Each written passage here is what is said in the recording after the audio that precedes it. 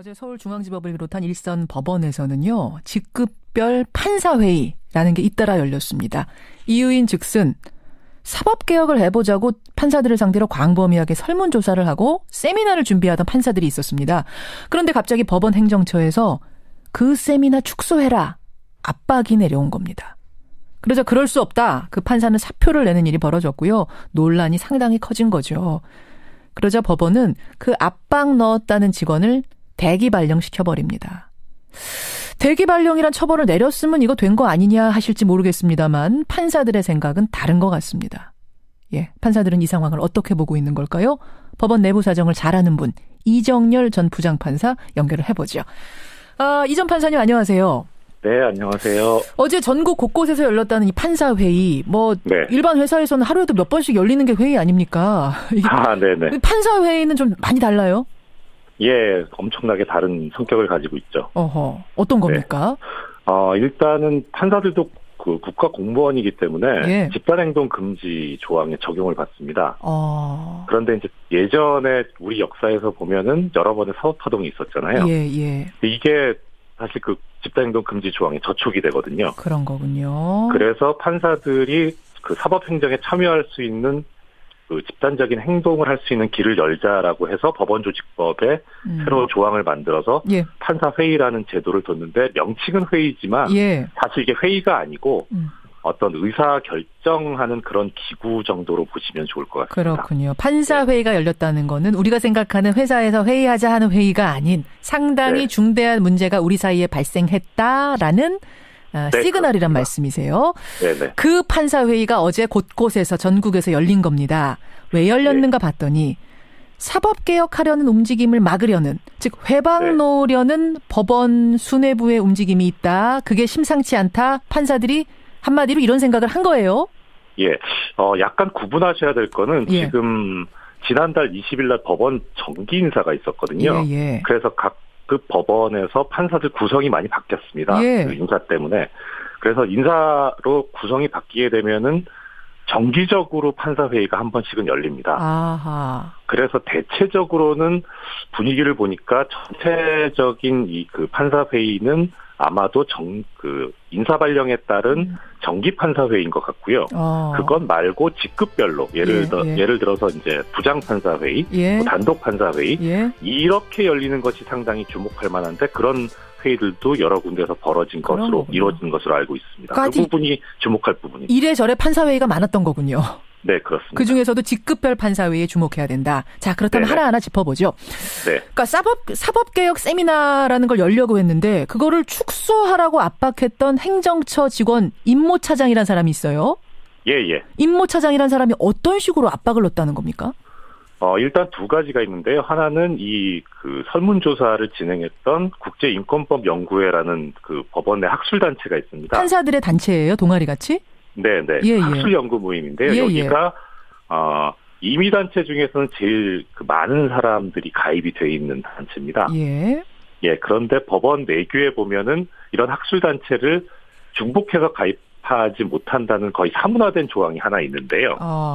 근데 이 그러니까 이 모임에서 설문조사를 진행을 하니까 이 모임의 규모를 축소시키려는 생각을 가지고 이 모임이 그 다른 단체에 비해서는 좀 늦게 출범이 됐거든요. 그래서 중복 가입된 그 판사들을 상대로 하나만 선택을 해라. 하나만 선택해라.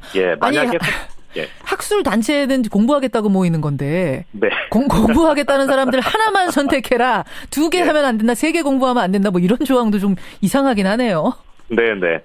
그래서 그 바람에 이제 하나만 선택하고 만약에 선택하지 않으면 최초 가입한 것으로 강제 정리해버리겠다라고 했거든요. 그래요? 그렇게 하니까 결국 이 늦게 출범한 그 국제인권법연구회, 원래는 이제 인권법 커뮤니티라는 데서 발족이 된 건데 여기가 축소돼 버리게 되는 겁니다. 그렇게 됐군요. 그런 노림수가 있었던 거죠. 그거 하나하고 또 하나는 처음 시작할 때 말씀해 주셨는데 대기 발령이라고 말씀하셨는데 사실 대기 발령은 아니고요. 엄밀하게 말하면 법원 행정처로 발령을 받았다가 이 지금 축소 저지 움직임을 전임자로부터 인수인계받은 판사가 여기에 저항을 하니까 다시 그러면은 법원 행정처 발령을 취소해버리고 원래 있던 법원으로 돌아가라라고 2시간 만에 다시 발령을 낸 그렇게 겁니다. 된 거군요. 네. 예. 그래요. 그런 움직임. 아니 근데 그 설문조사 국제인권법 연구회라는 곳에서 한 설문조사 결과가 어땠길래 그걸 발표하려는 걸 이렇게 막아보려고 했다는 겁니까? 결과 자체는 아직 지금 발표는 안 났고요. 이달 25일 날 연대 그 법학전문대학원하고 이 국제인권법 연구회가 공동 개최한 학술 대회가 있는데 여기 발표 자료로 지금 설문조사가 진행이 됐고요.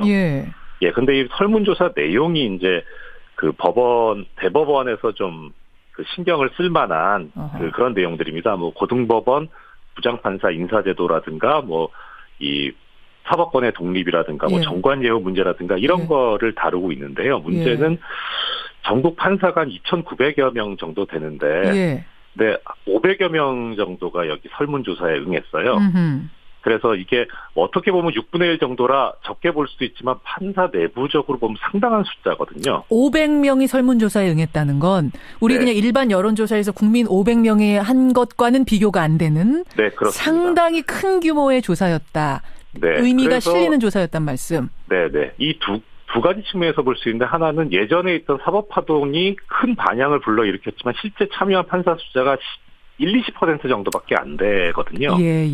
그러니까 이 6분의 1이라는 숫자는 상당히 큰 의미가 있는 숫자고요. 그렇군요. 그다음 또 하나는 이 설문조사에 뭐 별로 문항이 뭐 별로 좀 껄끄러우면 응하지 않았을 텐데 응했다는 것 자체가 이런 뭐 전관예우든지 뭐 고등법원 부장판사 승진제도라든지 이런 법원 내부의 문제에 대해서 문제의식을 가지고 있다는 뜻이거든요. 그러네요. 그러니까 지금 상당한 숫자의 판사들이 법원 내부 문제에 인식을 같이 하고 있다는 거라서 그래서 대법원에서 촉각을 곤두세우고 있는 것 같습니다. 그게 드러나는 것에 대한 두려움이 있었던 게 아닌가 이렇게 보시는 건데 근데 이제 수뇌부에서는 이렇게 얘기합니다. 그 임모 차장이라는 사람 그러니까 개인적으로 그 직책에 앉아있던 사람의 판단인 거지 이게 뭐 위에서부터 무슨 이렇게 해라라고 압력이 내려간 거겠느냐 해서 그 임모 차장이라는 사람을 처벌하는 것으로 이렇게 해서 이제 마무리가 됐거든요. 그런데 판사들이 지금 수긍하지 않는 거죠. 당연히 수긍할 수 없죠. 왜입니까? 지금 말씀하신 그 임모 차장이라는 분이 이게 직급이 차장이라고 되는데 우리 일반적으로 생각하는 차장이 아니고요. 법원 행정처라고 하는 조직의 넘버 2입니다. 차장. 차장이 그런 차장이에요. 넘버 2가 굉장히 높은 분이네요. 이분도. 그러니까 일반적인 법원 내 직급으로는 법원장급입니다. 법원장급. 그러니까 어떻게 보면 대법원장, 대법관, 그다음 법원장이니까 엄청난 수뇌부인 거죠. 그래서 단순히 뭐 말단 직원의 어떤 뭐 과잉 충성의 문제가 아니고 이거는 법원 행정처라고 하는 사법행정을 담당하고 있는 기관의 두 번째 사람이 져준 것이기 때문에 그 사람만의 독단적인 행동이라고 절대로 볼 수 없는 거죠. 그 사람만의 독단적인 행동이라고 해도 이미 그 사람이 말단 직원은 아니라는 의미시고 게다가 그 위에도 또 연루되어 있을 가능성도 있다고 판사들은 의심하는 건가요? 네, 그렇습니다.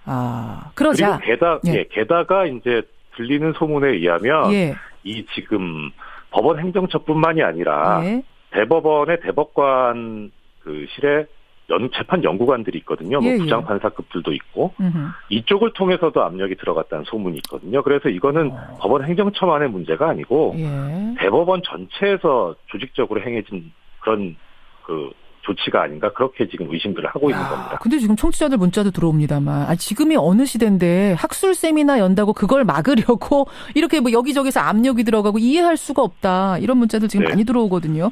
전에 같이 일했던 동료 판사들하고 이 문제로 전화 좀 해보셨어요? 얘기 좀 나눠보셨어요? 상당한 분들이 많이 얘기를 해주고 저도 좀 여러 군데 여쭤보기도 하고 그랬는데요. 뭐라고들 하세요? 단순히 지금 그냥 불거진 문제는 아니고요. 지금 이제 청취자 말씀도 주셨지만, 뭐 박근혜 씨 같은 분도 대통령을 했던 상황인데, 법원도 비슷하게 보시면 뭐 그렇게 다르진 않습니다. 비슷하게 보면 어떻게 보는 게 비슷하게 보는 거예요? 거기도 적폐가 있고요. 그리고 그다음에 특히 양승태 대법원장 같은 경우에는 이제 임기가 얼마 안 남았거든요. 6년 가까이 해왔기 때문에 처음부터 그런 성향을 보였던 데다가 이제 그것이 끝으로 가고 있으니까 정말 극단으로 치닫고 있는 게 아니냐라는 그런 인식들을 하고 있는 겁니다. 많이들 부글부글해 합니까? 일선 판사들?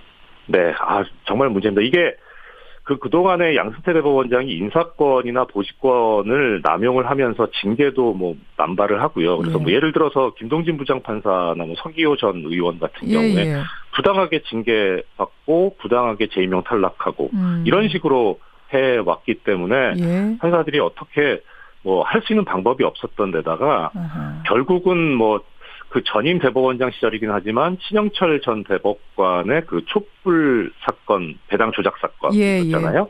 그때도 이 사람이 아무런 뭐 징계나 이런 것도 받지 않고 대법관 임기를 무사히 마칠 정도로 이렇게 전혀 문제 해결이 안 되는 상황들이었거든요. 법원 내에도 적폐가 있었다. 적폐가 있다. 이거 이번에 좀 깨보자라는 게 일선 판사들의 지금 움직임. 5차 사법파동이 2009년이었어요. 네네. 지금 2017년. 조금 전에 말씀드린 그겁니다. 신영철 대법관 그 사건. 그렇죠. 그렇죠. 6차 사법파동까지 이어질 조짐도 보입니까? 현재, 그러니까 지금 이 말씀을 드리고 있는 시점에서는 약간 분위기는 이제 좀 소강 상태로 간 것 같은 느낌이 들긴 합니다. 좀 지켜보자로? 쎄했었는데요. 지금, 보도된 바에 의하면 이인복 전 대법관께서 이 사건의 진상을 조사하기 위한 대표를 맡으셨다고 하더라고요. 진상조사위원회가 이제 꾸려졌어요. 네네. 근데 이 이인복 대법관이 이제 인품도 훌륭하시고 실력도 출중하신 데다가 많은 후배 판사들의 신망을 받으시는 분이거든요.